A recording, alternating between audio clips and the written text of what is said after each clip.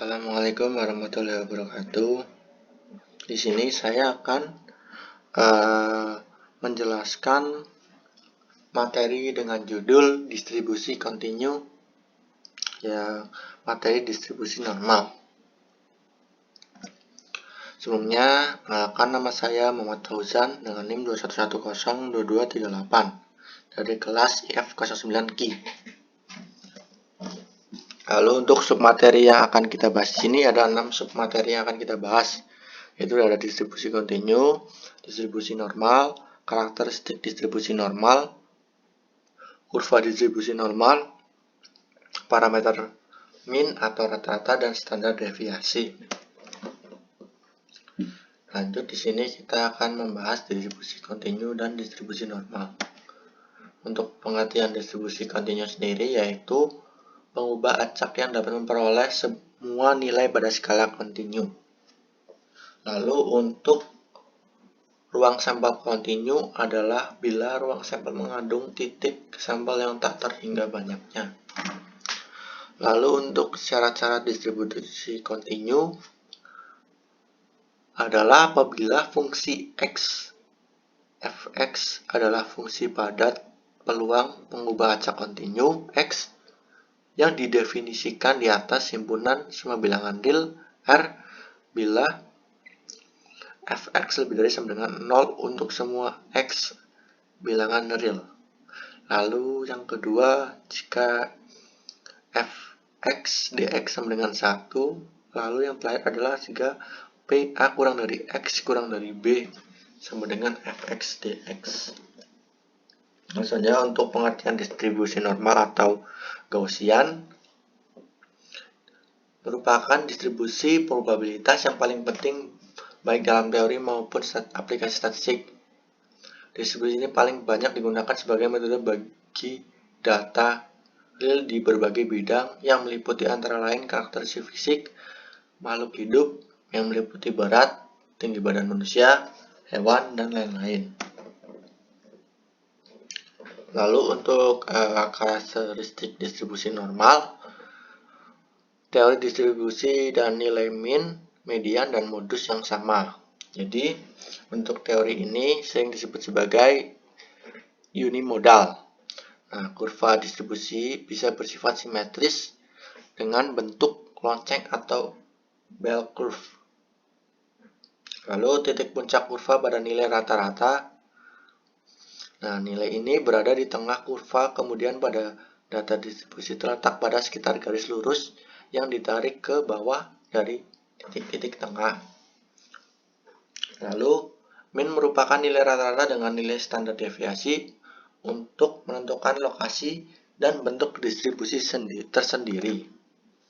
Lalu selanjutnya, jumlah luas daerah yang terletak di bawah kurva normal bernilai 1, nilai antara setengah pada sisi kanan dan setengah pada sisi kiri.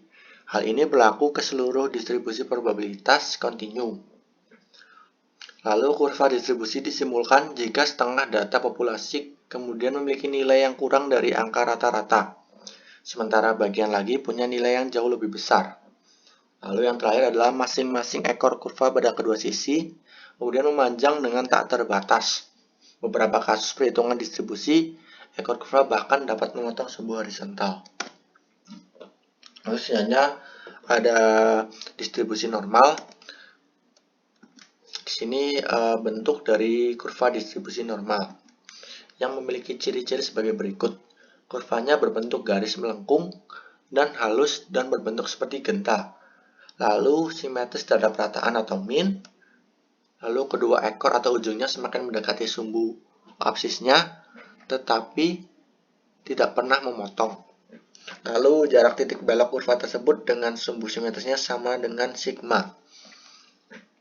Lalu yang terakhir adalah luas daerah di bawah lengkungan kurva tersebut dari min sampai plus sama dengan 1 atau 100%. Lalu selanjutnya ada parameter min atau rata-rata. Di sini untuk pengertian parameter min adalah ukuran statistik yang digunakan untuk menggambarkan nilai pusat atau tengah dari suatu kumpulan data.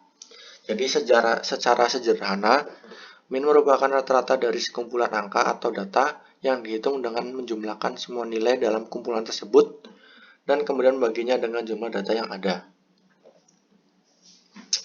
Lalu untuk representasi matematisnya sendiri, representasi matematis dari min ditandai dengan huruf Yunani meu untuk populasi dan X bar untuk sampel. Perbedaan antara min populasi dan min sampel terletak pada cara perhitungannya, terutama jika kita hanya memiliki data sampel dari keseluruhan populasi. Lalu ada rumus-rumus dari min untuk sampel dan min untuk populasi.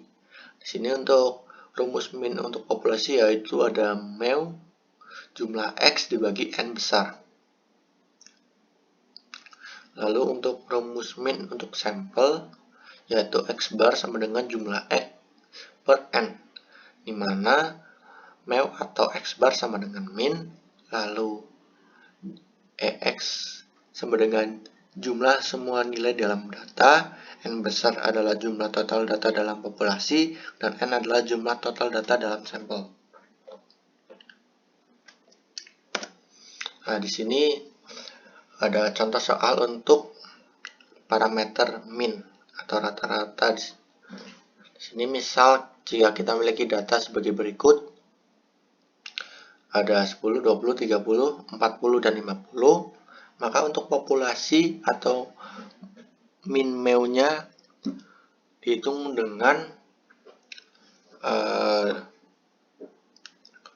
jumlah dari 5 data yang ada di atas dibagi 5 atau jumlah total data. Jadi ditemukan 150 dibagi 5 sama dengan 30. Jika data di atas hanya merupakan sampel dari populasi yang lebih besar, maka min X bar dihitung dengan cara yang sama, tetapi dengan menggunakan jumlah data sampel N sebagai penyebut. Lalu untuk yang terakhir ada standar deviasi. Di sini untuk pengertian standar deviasi adalah ukuran statistik yang menggambarkan seberapa tersebar atau beragamnya data dalam suatu kumpulan angka atau populasi. Dengan kata lain, standar deviasi mengukur sejauh mana data menyebar dari nilai rata-rata atau min. Jadi semakin tinggi nilai standar deviasi, semakin besar variasi atau dispersi data dari nilai min. Sebaliknya, jika semakin rendah nilai standar deviasi, maka semakin rapat data berada di sekitar nilai min. Lalu untuk representasi matematis dari standar deviasi, yaitu untuk populasi ditandai dengan huruf Yunani sigma, sedangkan untuk sampel ditandai dengan huruf S.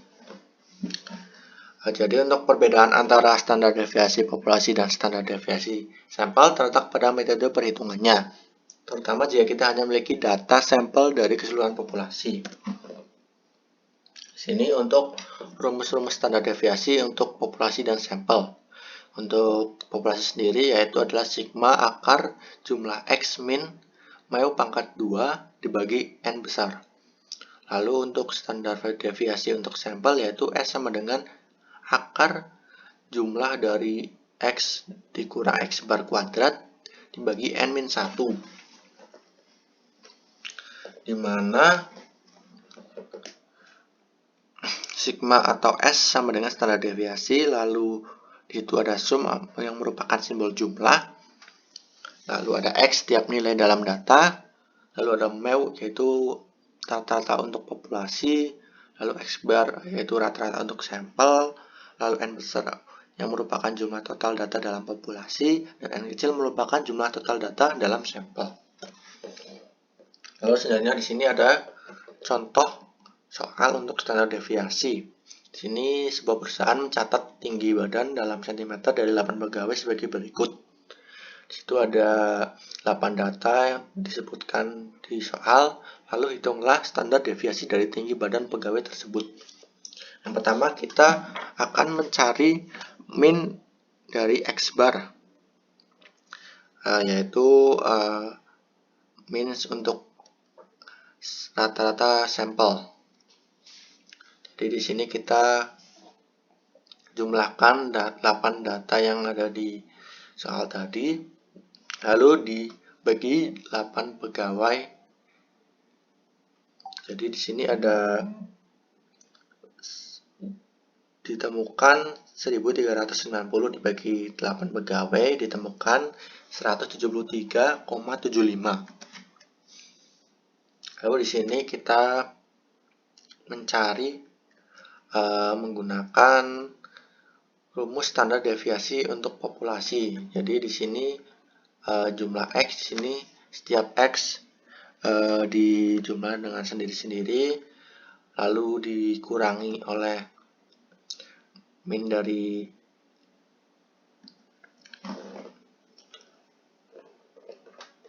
X bar, lalu ditemukan sebagai berikut. Ada 14,6, lalu ada 1,56 dan sekian. Nah, setelah itu dijumlahkan dari semua data yang ada di sini, ditemukan 403,98. Nah, lalu kita untuk mencari variasinya, dari jumlah data yang ada dari penjumlahan ini, yaitu ditemukan 403,98 dibagi N-1. N-nya itu pegawai ada 8, lalu dikurangi 1, ditemukan 7, dan ditemukan 57,71. Nah, jadi untuk standar deviasi S sama dengan 57,71, lalu di akar ditemukan 7,60 cm. Sekian penjelasan dari saya.